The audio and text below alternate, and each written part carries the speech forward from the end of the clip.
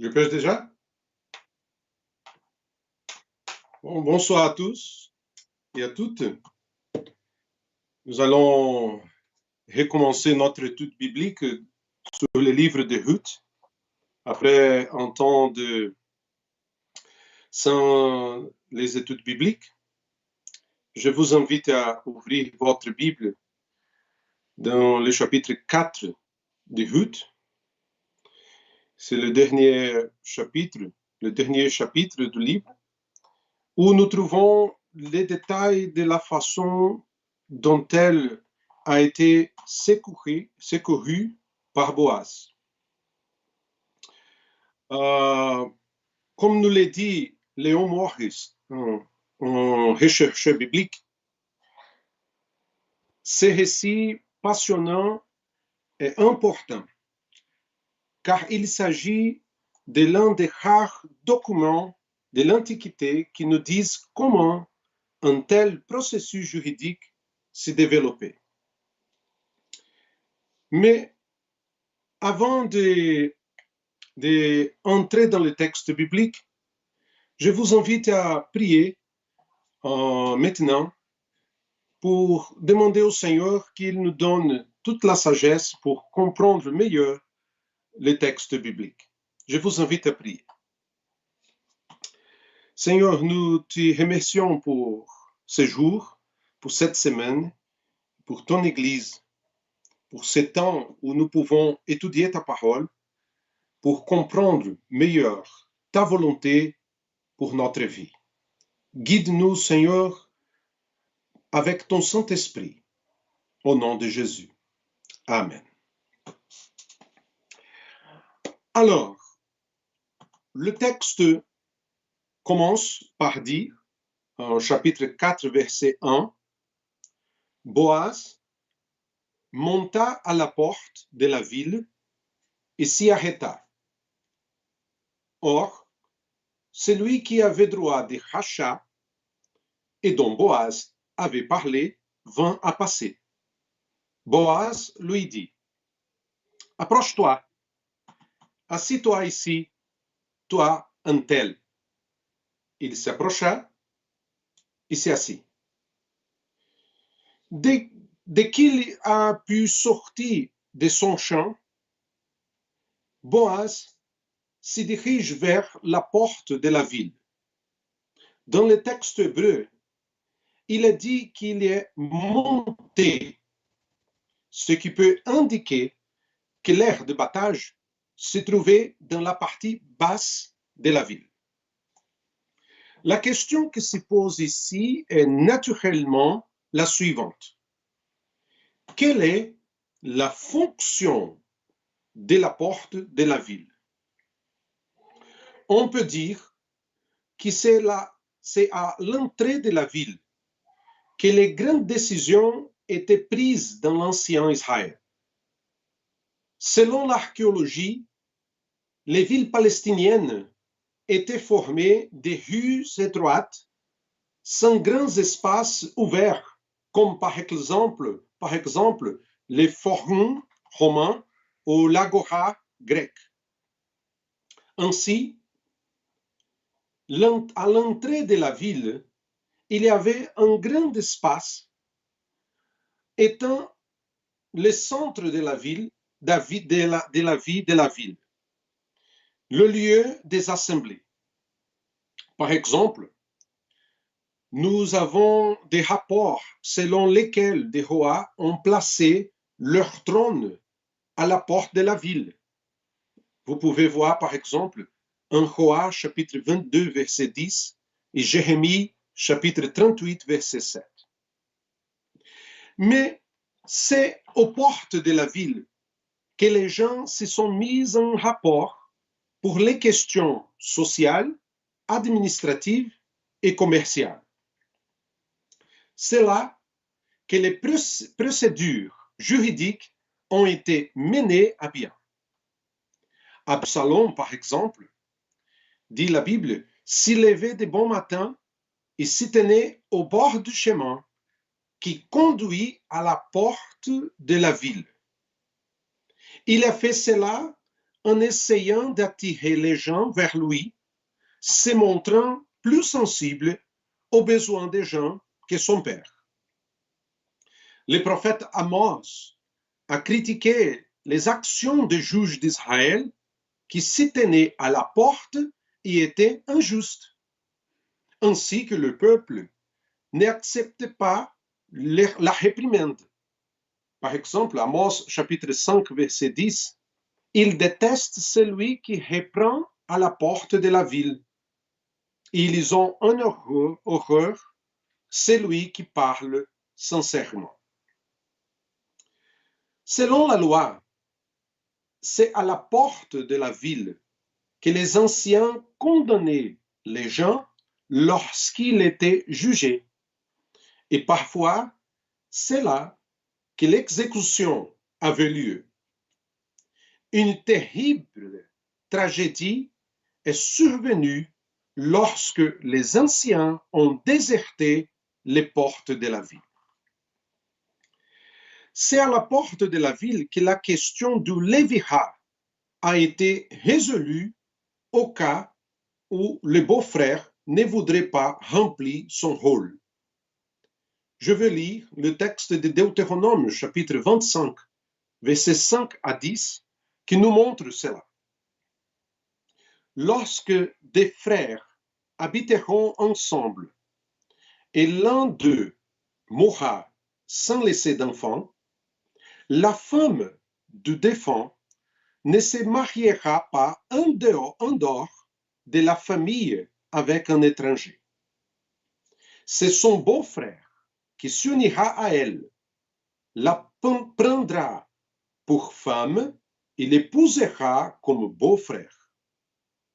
Le premier-né qu'elle mettra au monde succédera au frère mort et portera son nom, afin que ce nom ne soit pas effacé d'Israël. Si l'homme ne veut pas épouser sa belle-sœur, elle montera à la porte vers les anciens et dira, mon beau-frère refuse de maintenir le nom de son frère en Israël. Il ne veut pas m'épouser conformément à son devoir de bon frère. Les anciens de la ville appelleront l'homme et lui parleront. S'il persiste dans sa position et dire « Je ne veux pas l'épouser », alors sa belle-sœur s'approchera de lui en présence des anciens, lui enlèvera sa sandaille du pied et lui crachera au visage. Prenant la parole, elle dira « Voilà ce que l'on fera à l'homme qui ne veut pas bâtir la famille de son frère. Et sa famille sera appelée en Israël la famille du déchaussé. » En regardant le texte, on peut voir que dans ces cas, lorsque le beau-frère refusait de faire sa part, la veuve allait montera à la porte vers les anciens pour entamer le processus d'humiliation publique du délinquant. Pourquoi cela est-il nécessaire? Parce que dans la mentalité hébraïque, une personne n'est pas isolée du groupe. Un juif est Israël, et Israël est constitué de personnes qui forment une famille, un clan ou un rassemblement. Pour les Hébreux, la personnalité du groupe transcende les limites de l'espace et du temps. Par exemple, nous trouvons l'identification de la race avec son ancêtre dans divers textes où les liens entre Ésaü et Édom, ainsi qu'entre Israël, Abraham et Jacob, est évident. On peut souligner deux aspects de cette mentalité hébraïque. Le premier était le concept du nom dans la culture hébraïque. Pour les anciens Israélites, le nom était porteur de caractère. La maison portait le nom du père et ainsi le caractère du patriarche imprégnait la maison. Les fils portaient la dignité ou le déshonneur du père parce qu'il était appelé par son nom. La transmission du nom signifie également la transmission de la vie ou de l'âme. Dans un certain sens, en donnant au fils son propre nom, la personne se perpétue. C'est pourquoi les Israélites voulaient un garçon plus que toute autre chose dans la vie. Beaucoup de garçons voulaient que le nom de leur ancêtre soit magnifié. Le plus intéressant est que cette idée est large, comme on peut le lire dans certains textes. Si quelqu'un avait un garçon avec un plus grand nom, cela signifierait simplement que son propre honneur serait accru. On voit donc que le nom véhiculait l'idée de cette relation de vie ininterrompue. Ainsi, lorsqu'une personne était éliminée, cela signifiait qu'elle s'agissait de plus d'une personne. C'était l'extermination d'une ligne familiale. C'est pourquoi il y a eu l'institution du Lévirat qui visait à éviter le danger de l'extinction d'une ligne familiale par la mort d'un homme sans enfant. Un autre facteur que nous devons comprendre est le concept des familles dans la vision hébraïque. Le concept est lié à ce que l'on comprend par son nom. Il existe un concept social des familles nucléaires, c'est-à-dire que l'homme de la maison était connu comme Bahal, mari, chef de famille. Et la signification de ce terme va au-delà de l'idée du mari ou de père. Elle couvre le concept des propriétaires, qui implique non seulement le droit de propriété, mais aussi celui de la pleine responsabilité de la famille. Il était le centre d'où émanait la force et la volonté.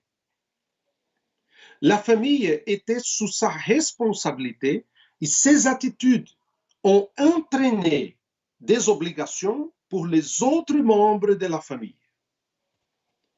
Ils ont partagé sa prospérité ou sa pauvreté, sa gloire et son honneur ou sa disgrâce. Cette relation basée sur les lignes du sang a établi une sorte d'unité psychique. Le texte nous dit que la première occasion, Boaz a agi.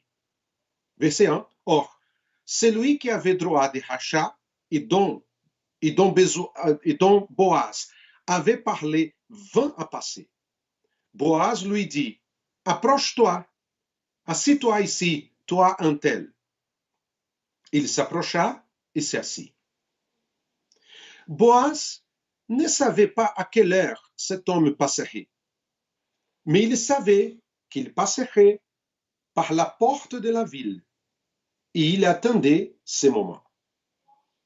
Et quand le moment est venu, le texte hébreu nous montre que Boaz a utilisé une forme de traitement de la part de ceux qui les connaissaient bien. Il a utilisé deux mots, Peloni, qui signifie quelqu'un, un tel, et apparaît toujours avec Almoni, qui signifie quelqu'un, une certaine personne. La version anglaise RSV se traduit par ami, Moffat par et toi. Et la traduction Summer dit un tel. Cette expression apparaîtra deux fois de plus dans le texte hébreu, peut-être pour masquer les noms.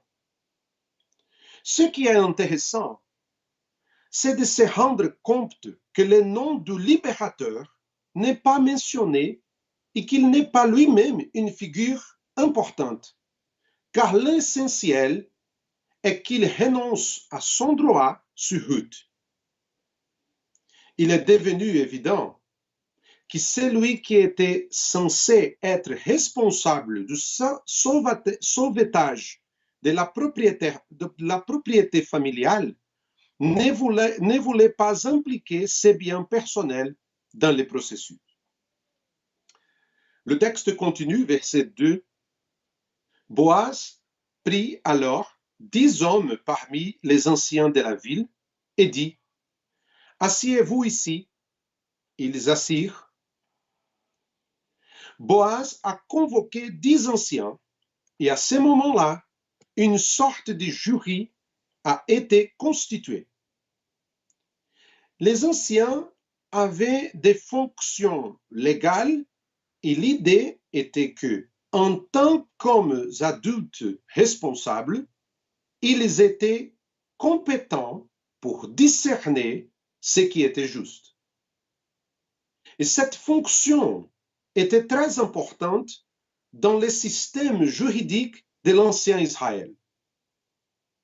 Par exemple, si un homme fuit le vengeur du sang pour s'y réfugier dans une ville de refuge, ce sont les anciens qui déterminent s'il doit être admis ou non. Jézabel a utilisé ce système pour condamner Naboth dans un faux procès. Ce passage nous montre le pouvoir et la responsabilité que les anciens avaient. Dans ce cas, il semble qu'ils aient été appelés non pas pour décider quoi que ce soit, mais pour être des témoins, afin que la transaction soit attestée et sa validité incontestée. Quant au nombre 10, nous ne sommes pas sûrs qu'il y ait eu une raison, mais nous savons qu'à une époque ultérieure, il fallait 10 hommes pour un service à la synagogue. Selon Stokey, cité par Léon Morris, 10 étaient les Kohanim requis pour le prononce de la bénédiction du mariage. Boaz les a tenus prêts pour la cérémonie à célébrer. Mais nous ne sommes pas sûrs qu'il s'agisse d'une tradition ancienne, bien que ce passage soit utilisé par Midrash Rabbah pour justifier la bénédiction des 10 hommes pour l'époux.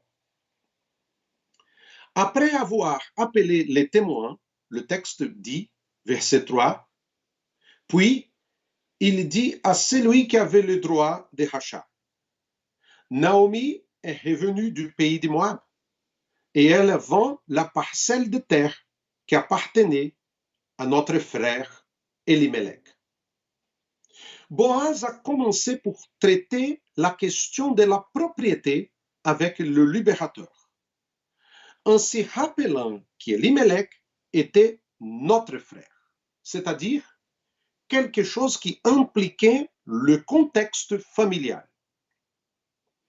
Elimelech avait été le propriétaire de la terre qui devait être donnée aux enfants plus tard, mais il était maintenant sous la responsabilité de la veuve. Les textes à l'heure actuelle montrent une action complète. En d'autres termes, l'idée du texte est la suivante. Naomi vend sa part des terres. Pourquoi? Car normalement, la terre doit être offerte à un membre de la famille avant d'être offerte à une autre personne. Naomi semble avoir des difficultés à vendre le terrain. Il est fait que Boaz mentionne ces problèmes avec le libérateur. Semble avoir été discuté entre lui et la veuve, mais le texte ne fait pas mention de ces passages. Quel était le problème? Naomi n'avait pas droit à un héritage. Et cela semble être la disposition de l'Ancien Testament. En observant Nombre chapitre 27, versets 8 à 11, la veuve n'était pas considérée comme le successeur des droits de propriété du mari décédé.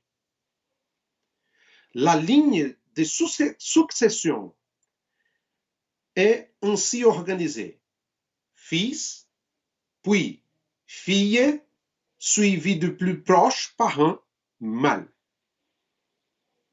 Nous savons qu'à une époque plus tardive, les femmes ont commencé à avoir ce droit. Par exemple, la femme de Sunem, en 2 Rois, chapitre 8, versets 1 à 6, peut avoir été veuve. Et le roi lui a fait restituer la terre. Dans la littérature apocryphe, nous voyons le cas de Judith, qui était veuve et possédait les biens de son mari. La Mishnah nous dit que les écoles rabbiniques de Hillel et Shammai permettaient à une veuve, en attente d'un mariage lévira, de vendre ses biens. Il est donc possible que Naomi ait eu le droit à la propriété, mais pour la vendre, elle a dû négocier avec le libérateur. Compte tenu de cette question, le texte se poursuit. Verset 4. Je crus devoir t'informer et de te dire, faisant l'acquisition devant les habitants de la ville et les anciens de mon peuple. Si tu veux la racheter, achète-la. Mais si tu ne veux pas, déclare-le-moi afin que je le sache. En effet, il n'y a personne avant toi qui ait le droit de rachat et je l'ai après toi. Il répondit, je la rachèterai. Boaz précise qu'il prend l'initiative. Je crus devoir t'informer. Informer ici est le mot hébreu églé, qui est une expression linguistique ayant le sens de découvrir l'oreille, c'est-à-dire faire connaître les faits. Et Boaz ne s'est pas contenté de rapporter les faits, mais a averti l'homme qu'il devait acheter la terre. Les soucis de la terre étaient quelque chose d'important dans le contexte social de l'ancien Israël. La loi a déterminé que la propriété familiale ne pouvait pas être aliénée de façon permanente. Si un homme avait des problèmes financiers, il pouvait collecter des fonds en cédant temporairement les terrains. Dès que la situation s'améliorait, il y aurait le droit de racheter sa terre, c'est-à-dire de reprendre ses terres. S'il ne pouvait pas le faire, le Rédempteur pourrait alors agir en son nom. Et si personne dans la famille ne pouvait racheter la terre du parent, la loi définissait que la terre serait restituée l'année du jubilé. Lévitique chapitre 25. La perspective de tout cela repose sur le principe suivant. Les terres ne se vendront pas de façon définitive, car c'est à moi que le pays appartient. Et vous êtes chez moi comme des étrangers et des immigrés. Dans tous les pays dont vous aurez la possession, vous établirez un droit de rachat pour les terres. La compréhension de ce contexte nous fait comprendre les refus de Naboth de vendre la terre de sa famille, même si c'était pour le roi. Le droit de la famille à sa propre terre était inaliénable.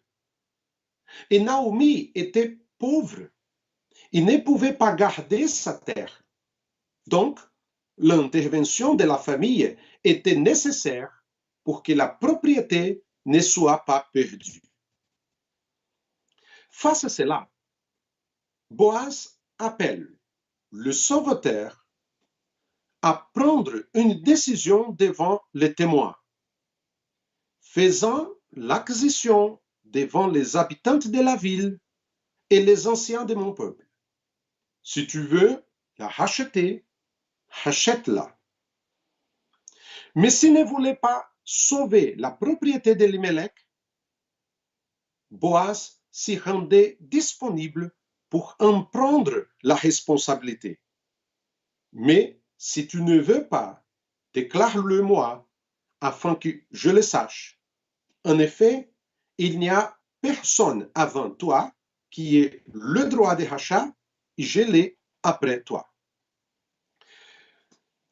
Le sauveteur a répondu positivement, disant qu'il ferait son devoir. Mais c'est à ce moment que Boaz expose son véritable intérêt. Verset 5. Le jour où tu achèteras le champ à Naomi, tu l'acquerras aussi de Ruth, la Moabite, la femme du défunt, et tu devras maintenir le nom du défunt sur son héritage. La question n'est pas seulement la terre, mais aussi la veuve Ruth, qui, étant la belle-fille d'Elimelech, était responsable de donner un héritier à la famille d'Elimelech. Il était important de faire figurer le nom du défunt sur son héritage. En d'autres termes, en achetant la terre, l'homme à acquis Ruth y avait le devoir de donner au défunt Mahlon un héritier par son intermédiaire. Si un fils d'homme naissait, la terre serait à lui et la propriété d'Elimelech serait à sa famille. Cela signifiait que le parent perdrait ce qu'il y avait acheté et devrait garder une autre famille. Face à ce qu'il a entendu, la réponse de l'homme a été la suivante. Verset 6.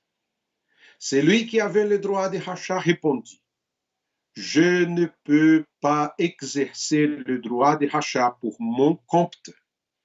Sinon, je détruirai mon héritage. Prends pour toi mon droit de rachat, car je ne peux pas l'exercer.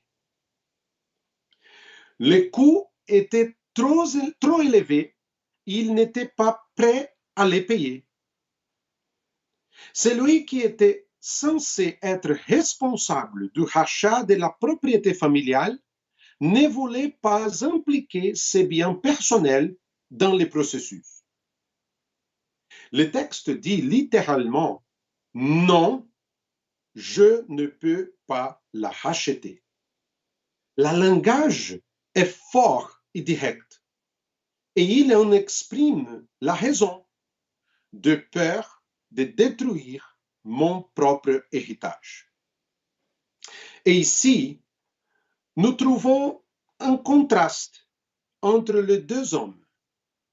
Un homme qui envisageait d'accroître ses biens, mais qui, confronté à l'obligation d'épouser Ruth et de la soutenir, a rejeté son rôle.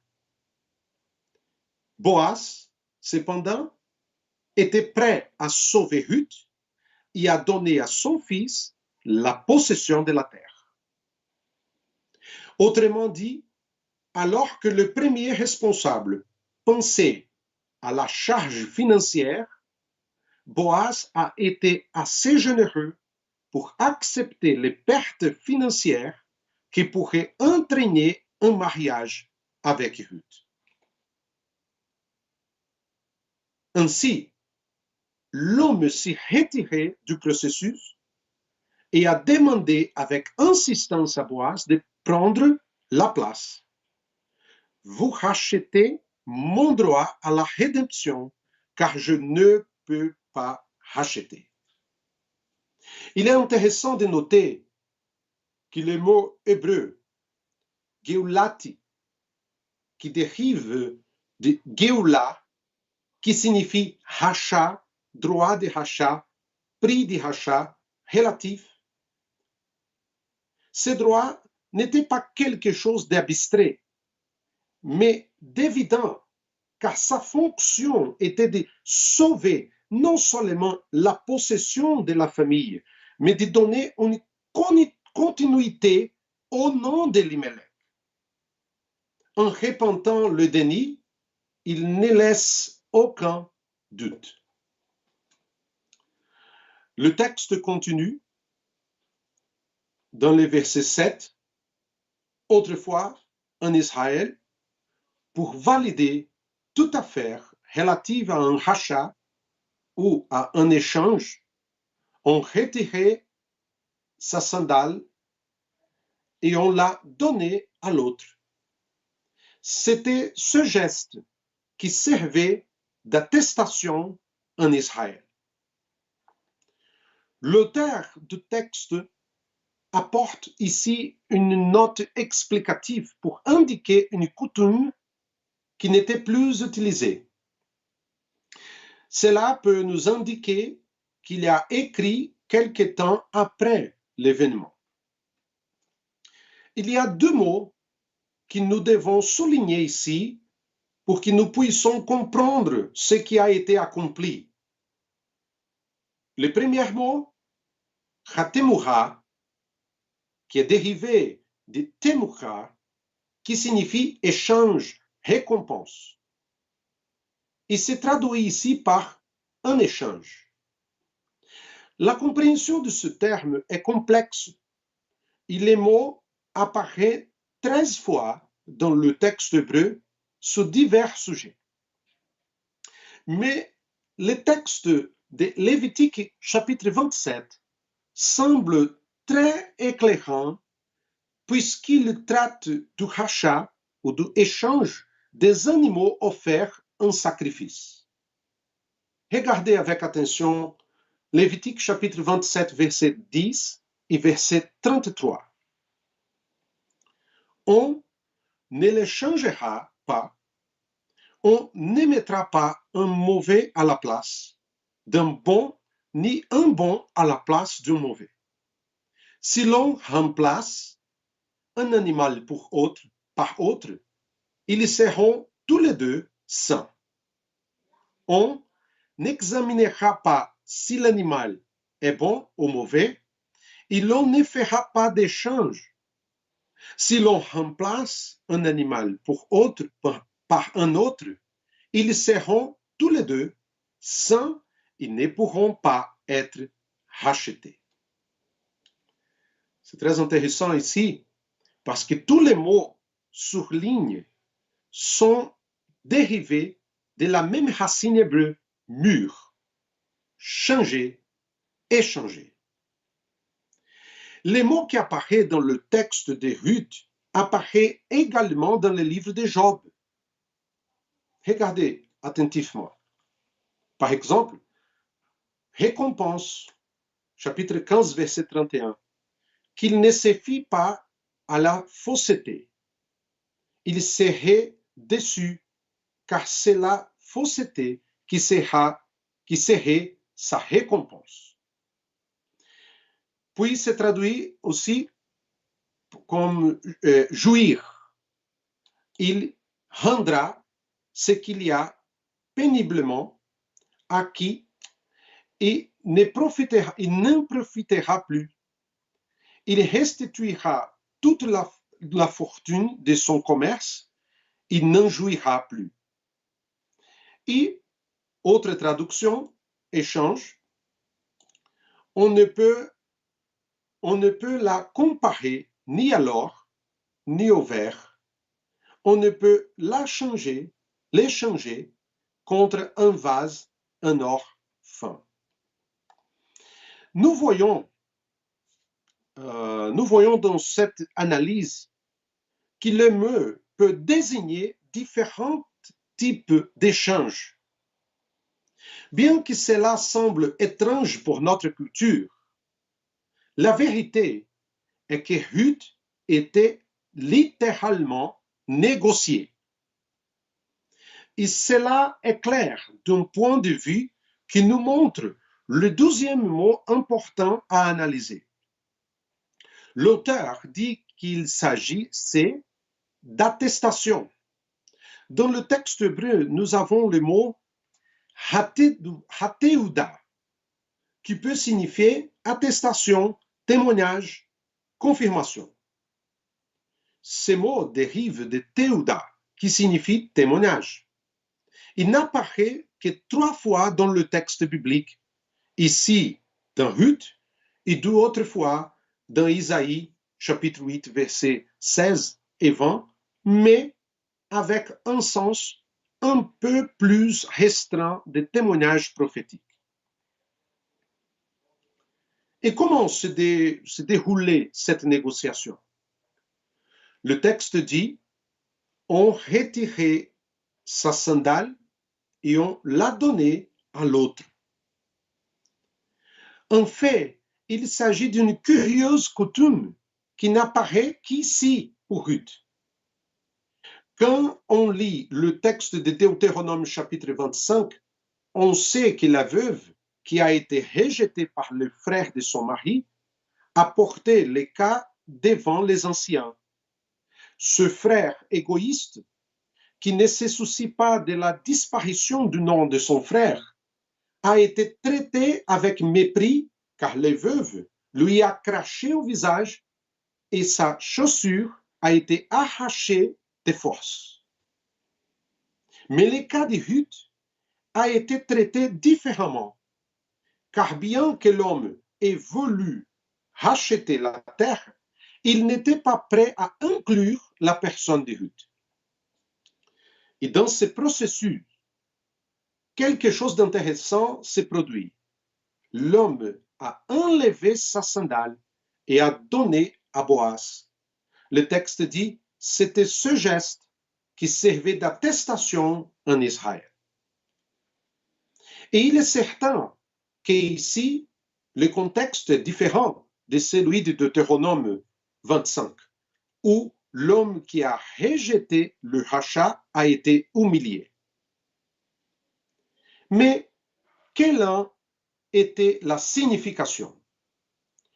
Pour l'auteur de la Bible, cette coutume était déjà tombée en désuétude.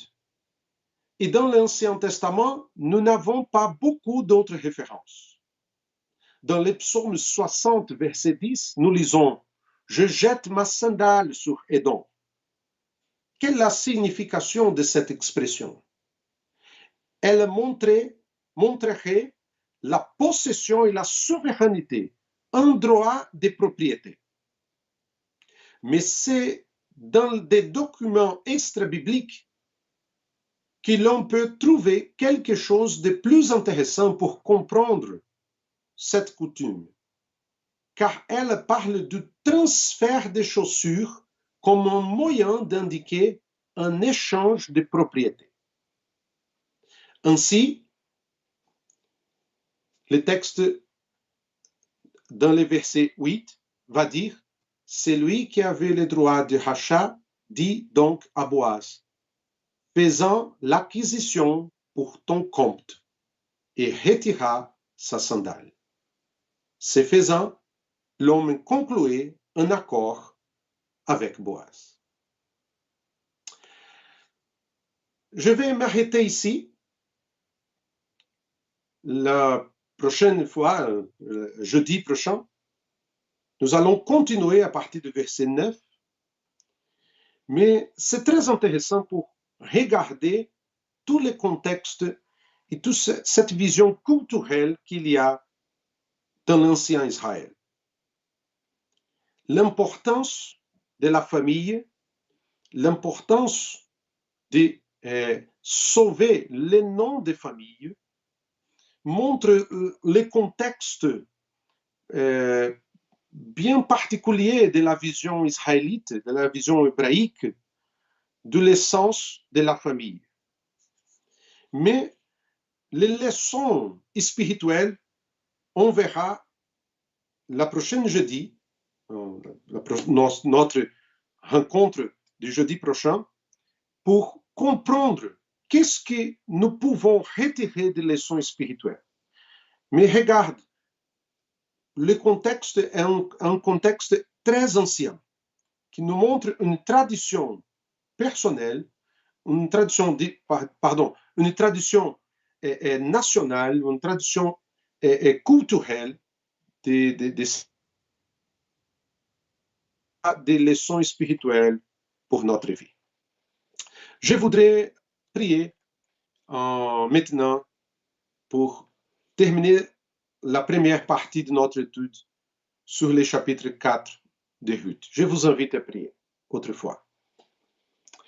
Merci Seigneur pour ta parole qui nous montre l'exemple de Boaz, qui même s'il avait des pertes financières, il voudrait accomplir sa fonction de sauver la famille d'Elimelech, de racheter la vie de Ruth. Et nous nous rappelons de Jésus, qui est descendu de sa gloire pour mourir à notre place, pour nous sauver. Merci Seigneur pour ta parole et pour chaque frère et sœur qui accompagne cette étude biblique.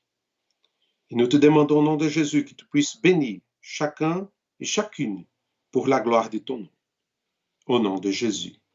Amen. Merci à tous qui nous accompagnent dans cette étude biblique. Dimanche à 10h, notre culte. Si vous voulez participer du culte, c'est très important que vous pouvez faire votre inscription avant, à cause de toute la situation sanitaire que nous vivons aujourd'hui. Merci, bonne soirée et à dimanche.